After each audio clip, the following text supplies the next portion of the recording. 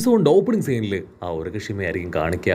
അവിടെ ഒറോച്ചിയും കൈഡോയും ചേർന്ന് മൊമന്റോസ്കയെ കൊല്ലാനായിട്ട് ഒരുങ്ങുകയാണ്. അതുകൊണ്ട് സോൾജിയേഴ്സ് എല്ലാവരും ഇപ്പോൾ വിളിച്ച് ഫുൾ സപ്പോർട്ട് കൊടുക്കുകയാണ്. അവർക്കിടയിൽ വമ്പൻ ആക്ടിംഗ് ഒക്കെ കൊടുത്ത് ജിംബയും റോബിനും അവരും മൊമന്റോസ്കയെ കൊല്ലണം എന്നൊക്കെ പറഞ്ഞ് അങ്ങനെ നിൽക്കുകയാണ്. കട്ട് ചെയ്താ ഇവിടെ ലൂഫി ആണെങ്കിൽ ഷോക്കായിട്ട് ഇപ്പൊ അവളോട് ചോദിക്കും, സത്യം പറയ് എന്റെ ബ്രദർ എയ്സ് അവൻ ഇവിടേക്ക് വന്നോ, അവൻ എന്തിനാ ഇവിടേക്ക് എത്തിയേ? എന്റെ ആങ്സൈറ്റിയും ചോദ്യമൊക്കെ കേട്ട് അവൾ ചെറുതായിട്ടൊന്ന് ചിരിക്കും.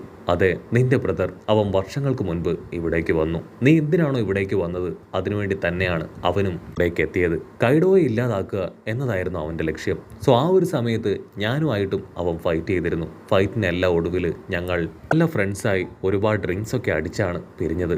അവനിവിടെ വന്നത് മുതൽ നിന്റെ കാര്യങ്ങൾ മാത്രമാണ് എന്നോട് സംസാരിച്ചത്. സോ എനിക്ക് നിന്നെ നന്നായിട്ട് അറിയാം. എനിക്കാണെങ്കിൽ അത് കേൾക്കുമ്പോൾ ഒരുപാട് വിഷമവും എയ്സിനെ കുറിച്ചുള്ള ഓർമ്മകളൊക്കെ അങ്ങനെ മനസ്സിലൂടെ കടന്നു വരികയാണ്. അവളാണെങ്കിൽ വീണ്ടും പറയും, എനിക്ക് എയ്സിനോടൊപ്പം പോയി ടീംമേറ്റായി മാറി ഒരുപാട് ഐലാൻഡുകളിലൂടെ സെയിൽ ചെയ്യാൻ ആഗ്രഹം ഉണ്ടായിരുന്നു. പക്ഷേ എൻ്റെ 2 കൈകളും എൻ്റെ പപ്പ ബന്ധിച്ചു എന്ന് പറഞ്ഞ് അവളുടെ കയ്യിലുണ്ടായിരുന്ന ഹാൻഡ് കഫ് അതിപ്പോൾ അവന് കാണിച്ചു കൊടുക്കും.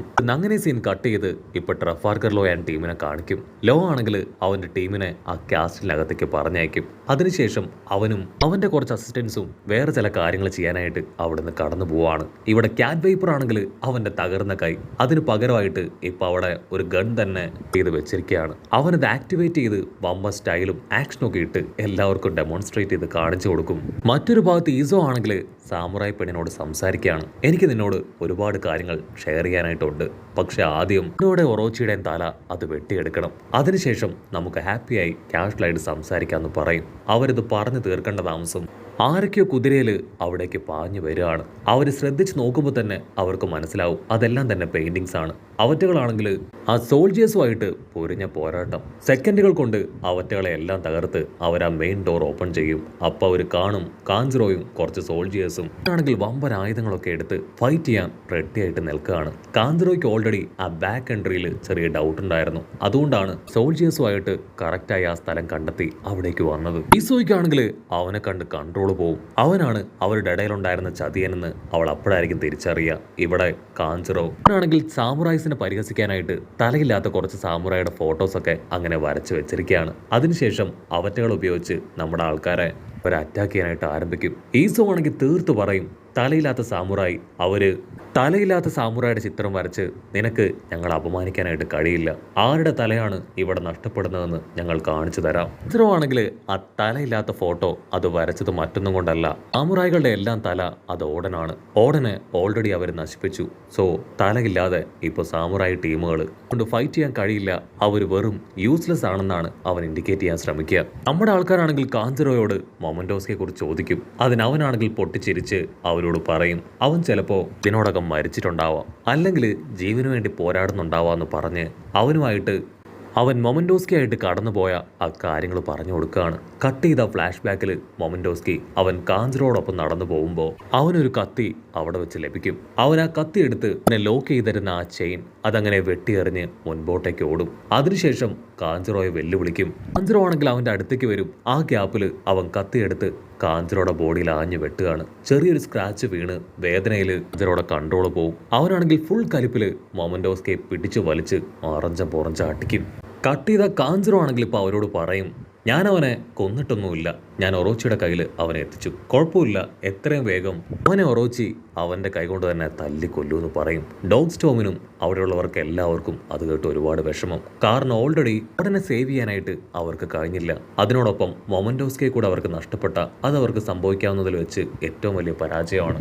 കാഞ്ചറോ ആണെങ്കിൽ തീർത്ത് പറയും, ഇത് വെറും ഒരു സ്റ്റാർട്ടിങ് മാത്രമാണ്. നിങ്ങളെല്ലാവരെയും തല്ലിക്കൊന്ന് മൊമന്റോസ്കയെ കൊല്ലുന്നത് കാണാൻ എനിക്ക് പോണെന്ന് പറയും. കിന്നിനും ടീമിനും ആണെങ്കിൽ അത് കേട്ട് കൺട്രോൾ പോവും. അവരാണെങ്കിൽ വമ്പൻ ആയുധങ്ങളൊക്കെ എടുത്ത് അവർക്ക് നേരെ പാഞ്ഞടുക്കുകയാണ്. ഒരു നിമിഷം 2 ടീമും വമ്പൻ ആയുധങ്ങളൊക്കെ എടുത്ത് പൊരിഞ്ഞ പോരാട്ടം. ക്യാറ്റ് വൈപ്പർ ആണെങ്കിൽ അവന്റെ കൈ അത് ഗണ്ണാക്കി മാറ്റി അറ്റാക്ക് ചെയ്യും.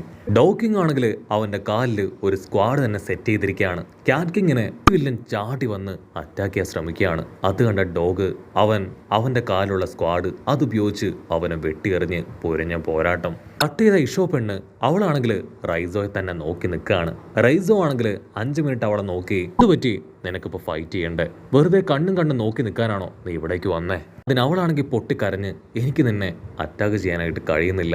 സത്യത്തിൽ നമ്മളെല്ലാവരും ഒറ്റക്കെട്ടായിട്ടാണ് എല്ലാ കാലത്തും ഉണ്ടായിരുന്നത്. കൊണ്ട് മാത്രം എങ്ങനെ ഇത്ര ക്രൂവലായിട്ട് ചിന്തിക്കാനായിട്ട് കഴിഞ്ഞു? ഞാൻ ഒരിക്കലും നിന്റെ ഭാഗത്ത് നിന്ന് ഇങ്ങനെ ഒരു മൂമെന്റ് അതുണ്ടാവുമെന്ന് കരുതിയതല്ല എന്ന് പറഞ്ഞ് അവൾ കരയാണ്. ഡൈസോയ്ക്കാണെങ്കിൽ അവളുടെ വിഷമവും കണ്ണീരൊക്കെ കാണുമ്പോൾ ഒരുപാട് സന്തോഷം.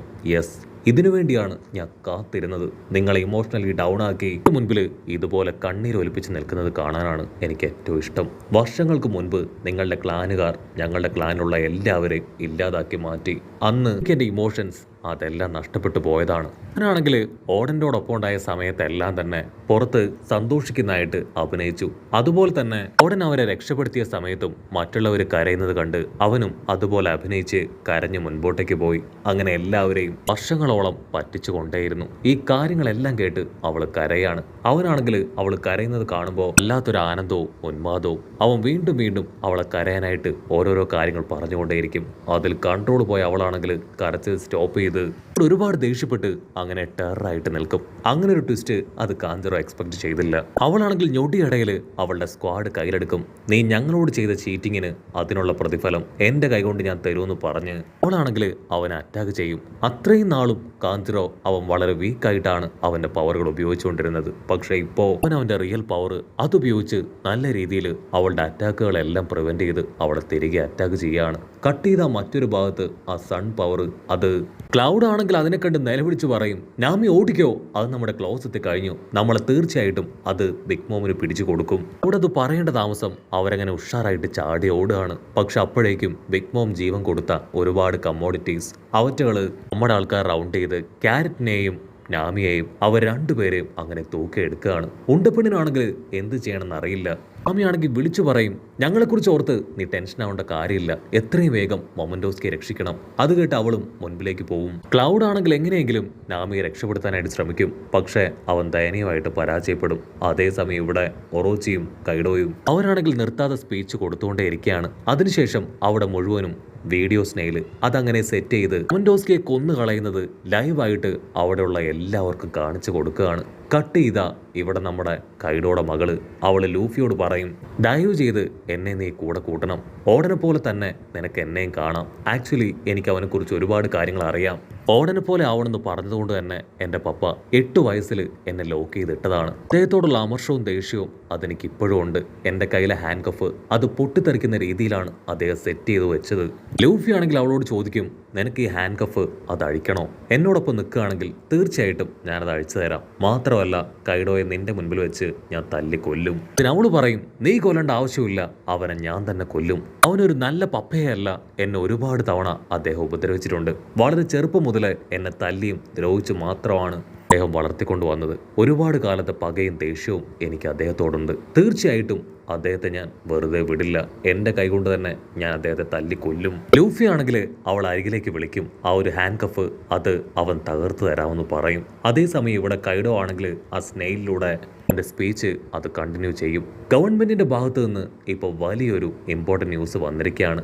നേവി സോൾജേഴ്സ് അവര് പാരലോഡ്സുകളെ എല്ലാം തന്നെ നേവിയിൽ നിന്ന് പുറത്താക്കുകയാണ്. അവർ വളരെ സ്ട്രോങ് ആയിട്ടാണ് ആ ഡിസിഷൻ എടുത്തത്. അതുകൊണ്ട് തന്നെ വലിയ ശക്തികളായ ഞാനും ബിഗ് മോമും ഞങ്ങൾ രണ്ടുപേരും ഒരു അലയൻസിലേക്ക് വന്നിരിക്കുകയാണ്. ഞങ്ങൾ രണ്ടുപേരും ചേർന്ന് ആ ആങ്ഷ്യൻ വെപ്പൻ അത് കണ്ടെത്താൻ പോകുന്നു. ഇവിടെ അത് പറയേണ്ട താമസം ബിഗ് മോം ആണെങ്കിൽ ടെററായിട്ട് അവിടേക്ക് ഒരു എൻട്രി കൊടുക്കുകയാണ്. മാത്രമല്ല ബിഗ് മോമിനോടൊപ്പം ആ ക്ലൗഡും നാമിയും ക്യാരറ്റും എല്ലാവരും ഉണ്ട്.